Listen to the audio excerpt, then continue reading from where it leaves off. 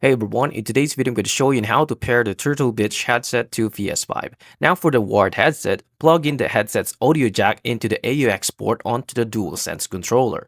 And then once your PS5, go to the settings, sound, audio output, and output device. Select the headset connected to the controller and set output to headphones to all audio.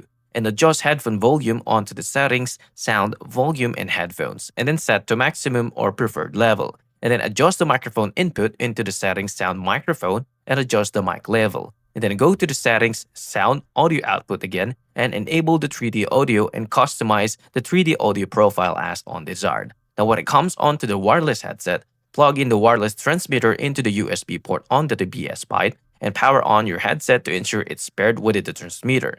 And then onto your PS5, go to the settings sound audio output and output device. Select your Turtle Beach headset, like for example Stealth 700 Generation 2, and set output to headphones to all audio. And then go to the settings, sound, volume, and headphones. You can adjust there the headphone volume. Now to adjust the microphone, go on to the adjust mic level and optionally enable 3D audio and adjust the profile as desired. And that's it. If you find this video helpful, please like and subscribe and I'll see you into the next one. Thank you for watching.